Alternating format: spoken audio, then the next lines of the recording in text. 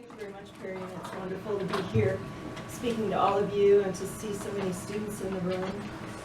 I should talk about this title a little bit. Actually, it came from a student. We've been doing an exchange between New Zealand, Aotearoa, and University of Alaska Fairbanks, and this idea of Indigenous struggles within the Colonial project kept coming up time and time again, year after year, and so hence the title of this presentation. And just to give you a little bit of background on myself, and some of you may be familiar with Alaska, we have 20 indigenous languages, and many of us didn't grow up speaking our languages due to a variety of different factors. So my language is called Dekanag, and on the older language maps it was called Ingalik, which is a Yupik word meaning lice-infested. So an anthropologist back in the 1930s, I guess, took that term, the Yupik term, and kind of ran with it, so it ended up on everything to do with our area. So fortunately, the new language map has the correct name of the language. A photo of my home village. Those of you who know something about Alaska will know that most of Alaska is not on the road system, so when we talk about rural, we mean usually mean off the road system. So you fly into villages, you use the river systems, that sort of thing. Photo of my family. My father is Dana, or Athabascan, and my mother was from California. And a more recent photo of my father cleaning sheepfish, actually. So, can people see? Is it okay?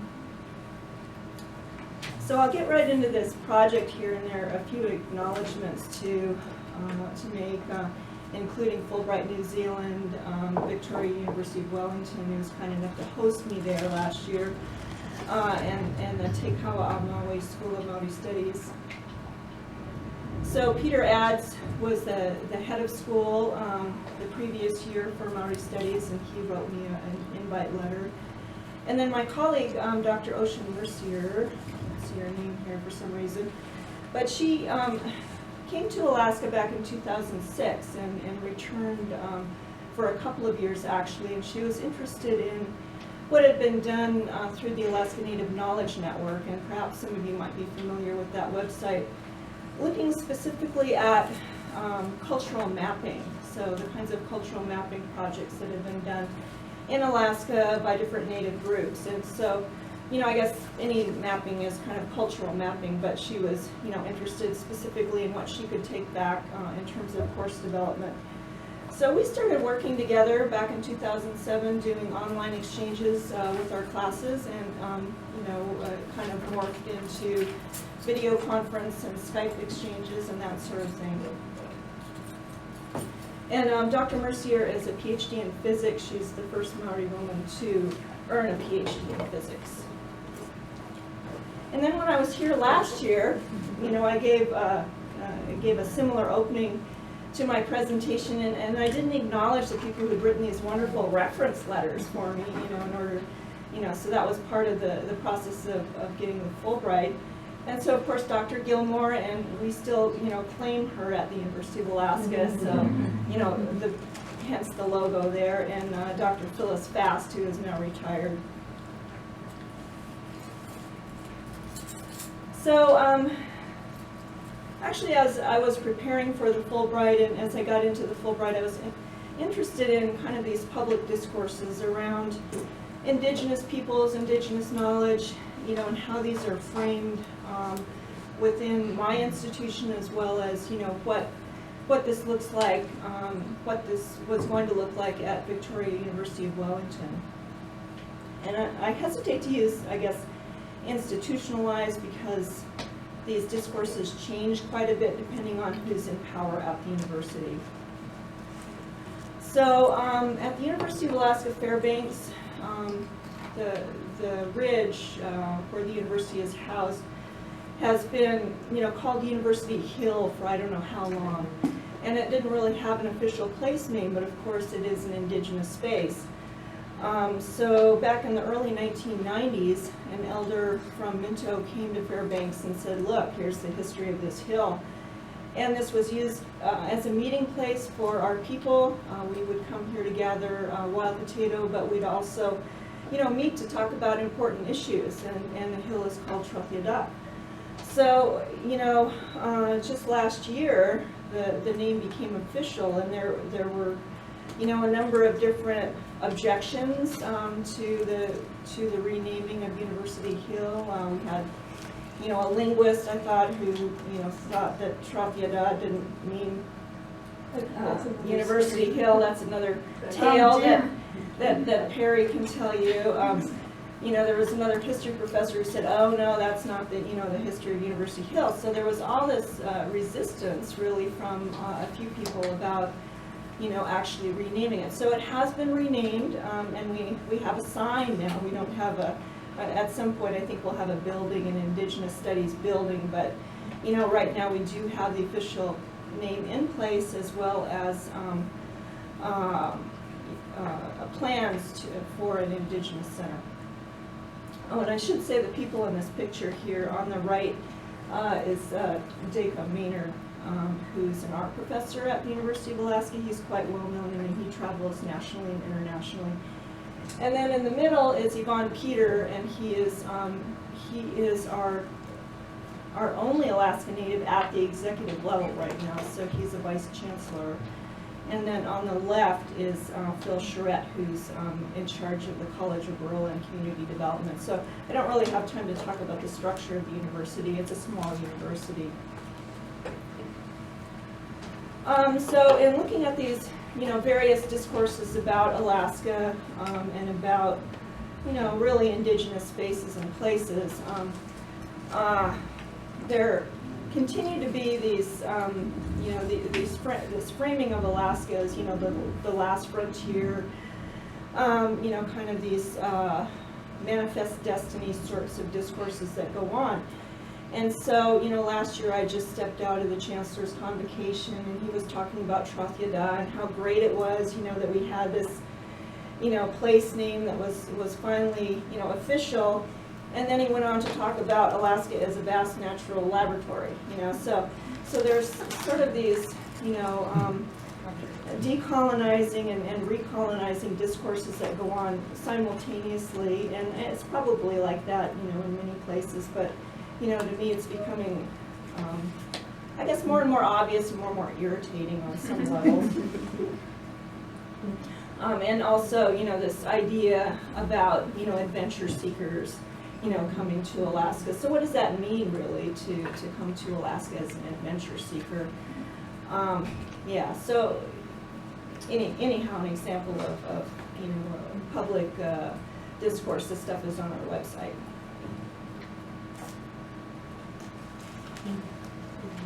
Yeah, and I think probably most of the people in this room could do a better job of framing our university. But anyhow, then there are also these discourses, these mandates around Indigenous traditional knowledge and local knowledge.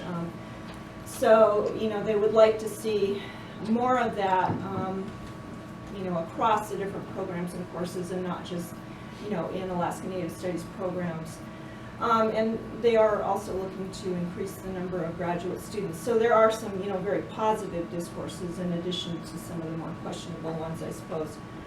And then, really looking at Alaska Native students being more successful. I think part of the problem is the ways in which our university tracks Native students. So they're looking at a 6-year timeline, and I think I finished my bachelor's in 6 years, just barely. But a lot of our students just go part-time, so they're in communities taking distance courses part-time. And, also the concern for the languages, documenting and preserving the languages.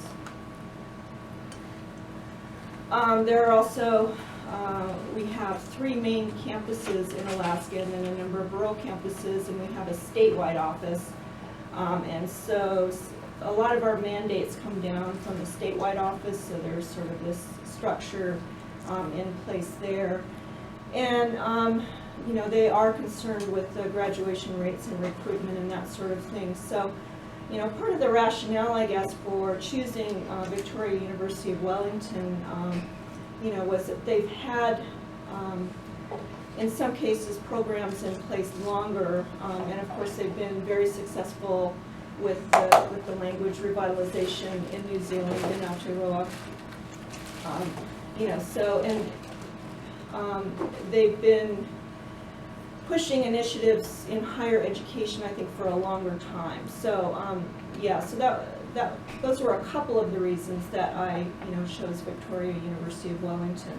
But anyhow, you can kind of see from this discourse here, if you'd have, time to read it, that, there's a little bit of this sort of patronizing stuff about, communities maybe not being able to take care of their own language and cultural items and that sort of thing, so the university needs to step in and help these poor people out. I'm probably being too facetious, right? But it's kind of, there is a lot of that discourse still going on, I think.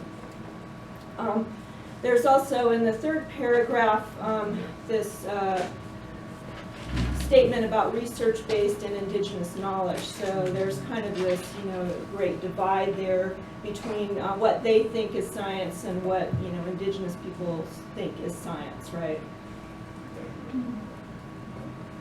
So Victoria University of Wellington, it was a wonderful place to be. I'd just been to Aotearoa for conferences and never, really spent more than a few days there, and stayed with my colleague, Dr. Mercier, and really learned a lot about the place. And of course, some of you that know about Aotearoa in New Zealand, you can see the Treaty of Waitangi there, which was an agreement between the British Crown and the Maori people.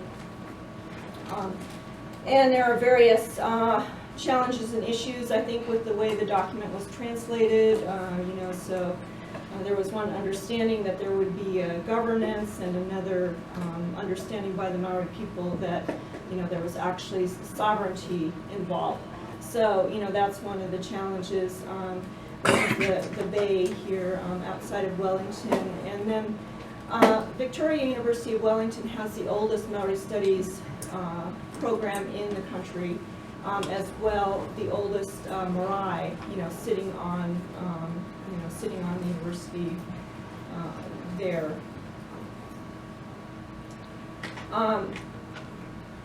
The programs, the university programs or the tertiary programs are overseen by a tertiary education commission, and they really have very specific mandates regarding, Maori language, Maori knowledge, Maori culture. These things will be taught. So, you can see the wording there. All parts of the system must support Maori language, Tikanga Maori and Mataranga Maori, so Maori culture and Maori knowledge. So there's some very specific mandates they have, that the universities need to attend to in their programs.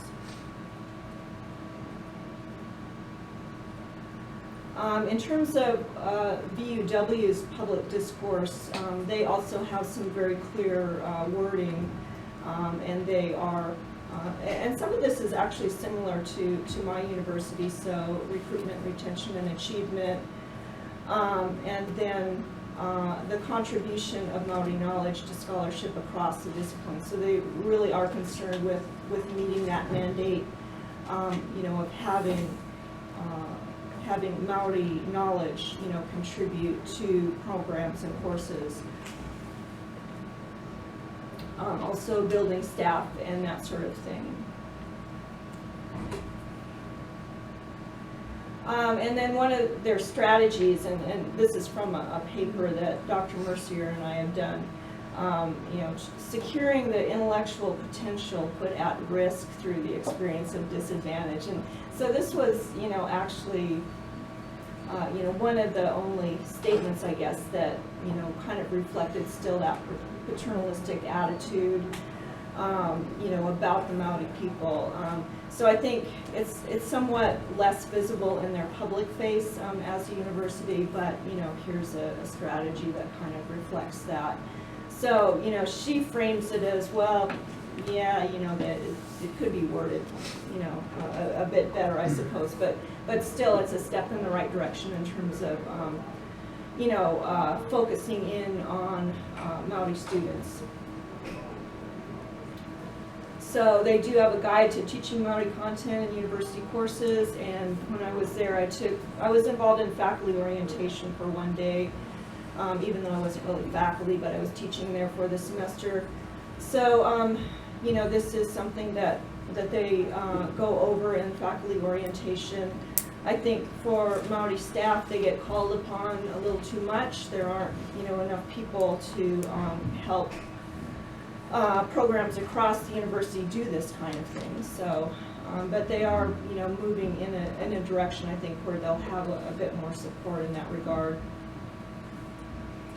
So I'm getting into some of the quotes from my research here, and so in addition to teaching the course, which I'll end the presentation with, I was looking specifically at recruitment, retention, and mentoring of Maori students, the impacts of language at the college level or the tertiary level, and then the potential for expanding cross-institutional collaboration. So similar to what Ocean and I have done, the Tuesday night seminar that some of you are a part of, that's been going for 10 years now. So at my university, I don't think that we do this very much, actually.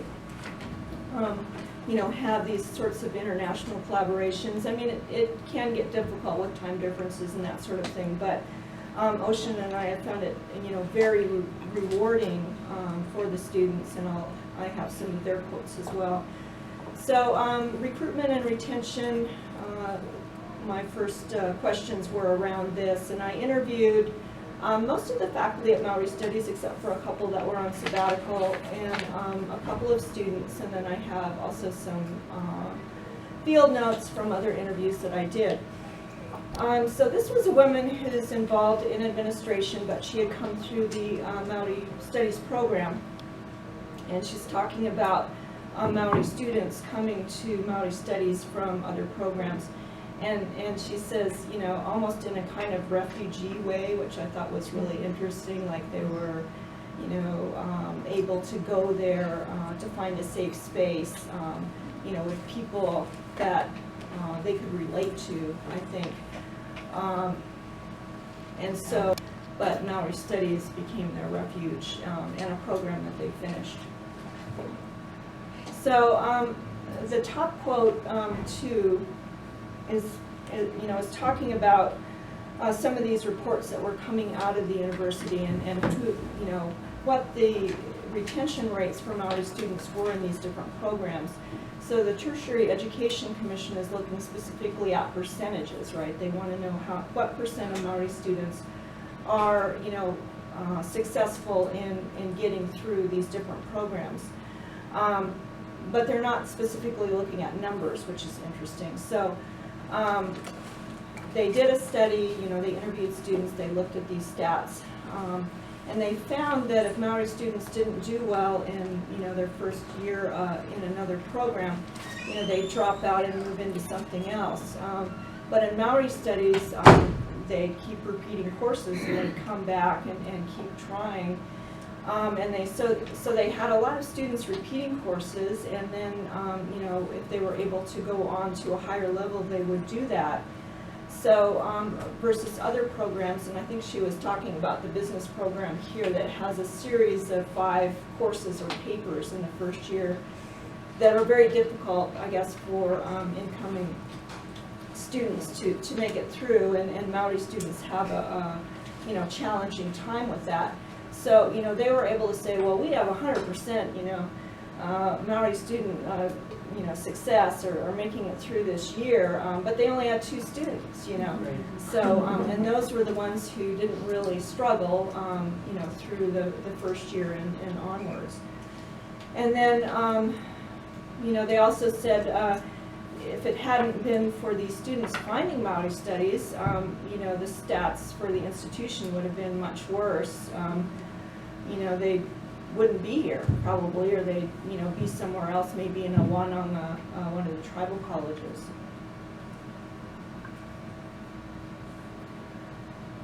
This was excuse me, this was a young woman who had taken a postdoctoral position in another program.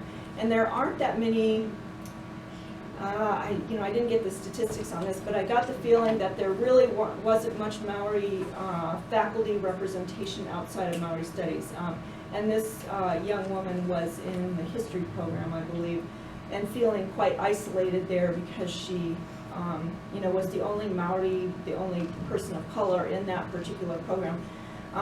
So she's talking about her experiences in Maori studies and, the staff at the Marae, being part of that support structure. So they, they might not have been teaching or considered academic staff, but, they were definitely a huge impact, I think, in students' lives just in terms of support. So, valuing students as people, not just brains and not just grades. So, that was the perception that, that students are leaving Maori studies with, and not necessarily the institution as a whole, but definitely Maori studies.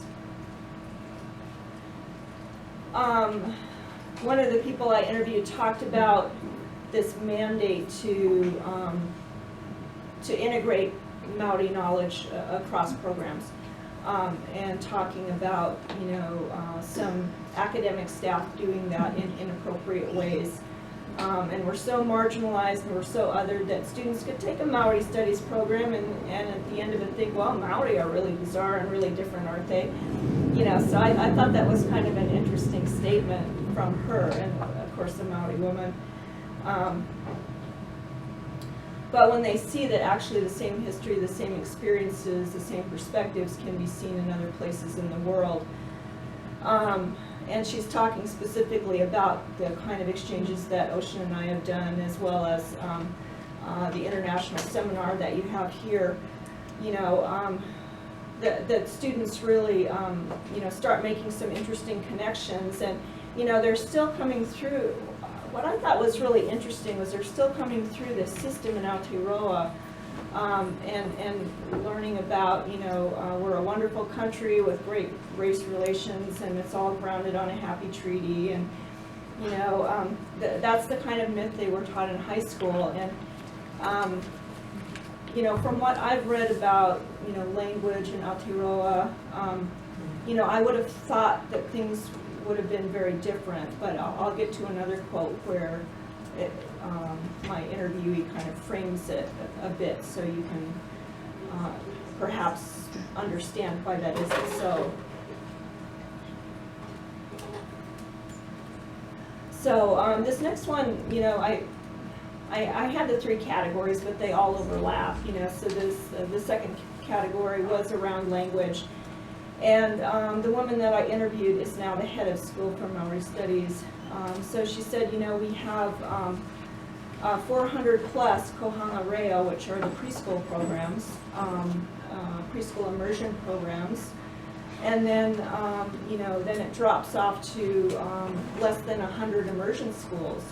So the people I interviewed said, the majority of students that we're getting here in Maori Studies are not from immersion schools. So, this may be their first exposure that they've had to a lot of the cultural protocols, the language, so there's not, I guess in my perception as an outsider, I was thinking, oh, well, the language is quite widespread. It's quite impressive when you go there and everything's labeled in Maori, and you hear the chancellor or the executive level speak, and they come to the Marae and they have a whole narrative in Maori that they do, which is, our people, of course we have 20 languages, but they might manage koiana or something like that, which means thank you. But so I was really quite impressed with the ways in which they were, I guess, attempting to use the language, the executive level. And of course the Maori Studies faculty were sitting there rolling their eyes because the pronunciation was so bad. But I was pretty impressed as an outsider that they would, that they had this in their repertoire. But anyhow, my interviewee was saying, you know, that talking specifically about the language and the fact that the higher up you go, you know, the less there is. So there's not as much access, you know, certainly as I thought, you know, to the language and to the culture and that sort of thing. And she's also talking about, you know, these ideas about right shifting and left shifting of attitudes and practices, you know, so people might say, well, you know, I've got a spiritual connection to the language or that sort of thing, but, you know, I don't really feel that I need to use it, or I don't need to speak the language in order to be Maori. And one of the things that I got out of this interview was she thinks it's quite constrained within the educational field, so it hasn't yet made its way out of that particular domain. And so to her, that's kind of left shifting away from, you know, the value of Maori language education. And from what she says, I mean, you know, it seems to be that there's still an idea that parents are making this choice, you know, between Maori language and between English proficiency, which I thought was really interesting. So some of the faculty that I interviewed had come through the program, and this is actually Dr. Mercier here. I don't think she'll mind me sharing her name. I've asked her about that. And she didn't come from an immersion school, and of course she was coming from, you know, a physics PhD, but she had also taken, you know, these Maori studies courses, you know, and she says, like, being thirsty for 30 years and not realizing it, you know, suddenly being offered a drink of water and how that feels. So this idea of being able to reclaim your language in higher education, I thought was really interesting. You know, I mean, I've kind of had that experience too, I think, because, you know, it really wasn't valued in the K-12 system when I was young, and it still isn't to a certain extent. And so you get to higher education and all of a sudden it's there and you have access to it. So students, the other people that I talked to too found it, you know, that it contributed to an academic identity for them as well as a personal and a cultural identity, which was very interesting. And you know, it also made them more comfortable to be at that institution, right? And of course, the language is everywhere. All the buildings are labeled and the streets and everything in Maori. But, you know, certainly not everyone is familiar with, you know, the history of the country and the Treaty of Waitangi and that sort of thing. And they do get a lot of international faculty. There were probably 3 American faculty when I was there at orientation, as well as a number of international faculty. And, you know, a lot of them really don't know as much as they need to about the Treaty of Waitangi, about the history of the country, and about their responsibilities and commitments to Maori students. So, you know, that is still an issue there, even though they have, orientation. You know, it doesn't really immerse the faculty in the history and the culture and the responsibilities and the ways, you know, that they need to be as faculty in an institution committed to Maori students. So I'll get in a little bit to the course exchanges just to kind of finish up here. Should I stop for questions now? I mean, I have a few quotes here that I can share, but... How are you guys doing in a few minutes? Maybe if you finish and then we'll open up to questions. Thank you. Okay. So some of the student discourse around these course exchanges have been really interesting, and you know, that's the reason we continue, is because the students seem to be getting a lot out of it.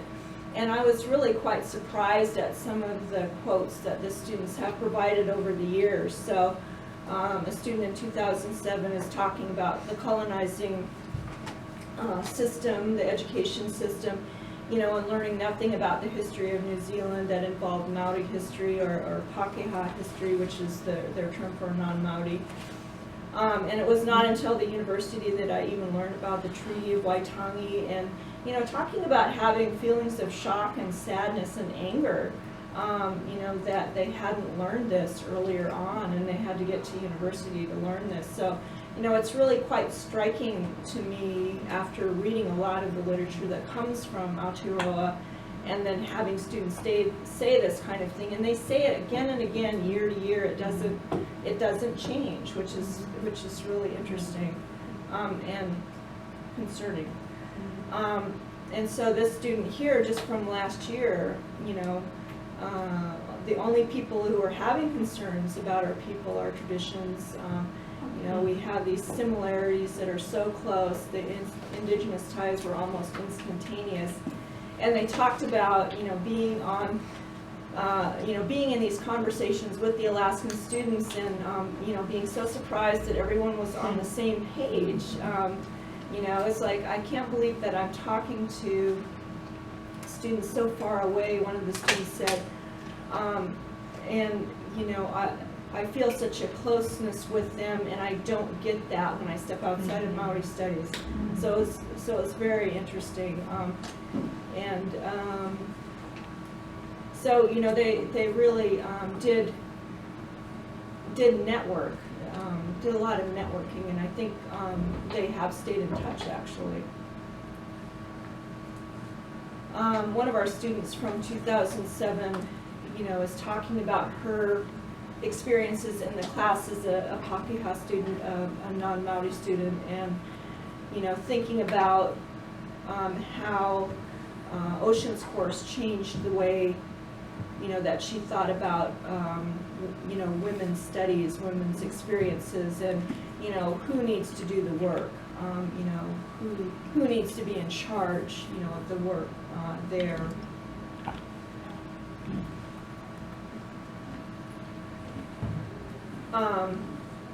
You know, the interesting thing was this feeling of isolation, right? I mean, I never thought of the Maori study students feeling isolated, you know, within their own country or their own university, or sort of cut off from, you know, discussion and discourse of Indigenous issues globally. So I thought that was really quite interesting, you know, because the Maori definitely have a global influence when it comes to language, and, you know, so much of the self-determination and sovereignty, you know, comes from that area. Sort of the ways in which they've been able to strategize and you know, make things happen. But to hear that students are still sort of feeling isolated, it was very shocking to me, actually. And, you know, they had a lot of good comments. The Maori study students were doing local knowledge projects, and Ocean often has them do cultural mapping, so they'll perhaps use the university and map these different areas in terms of culture, right? I mean, what do these different you know, statues and buildings and, you know, things on the campus, what do they actually represent in terms of culture? So that's what you know, they were doing as they were interacting with the Fairbanks students. And so I think they really had a lot of good dialogue and were able to contribute to each other's projects as they went along. So I'll end with a quote here and a photo, and this is from Boyer, Indigenous, Ancient Wisdom, Modern Science, I think, is the name of the publication. But, you know, really seeing Indigenous knowledges as, in higher education, as giving students access to tribal knowledge, you know, and there's always been some discussion, I guess, in Alaska as to whether the languages and the cultures, you know, really belong in higher education. But, you know, I think there aren't many other places for them right now, you know, or there aren't as many places for them as there could be. So, you know, helping students relearn history and regaining connections, I think, I like this quote anyhow. And this is the course that we did last year, and my students were actually graduate students, and Ocean students were like senior level undergraduate students, but the connections were definitely there, and they've been there every year since 2007, which is really interesting to me, that, you know, the same kinds of things come up year to year, and experiences in, you know, the pre-university system, you know, aren't really changing for students. I'll just end with the photo here, and these were my Fairbanks students here in the video photo.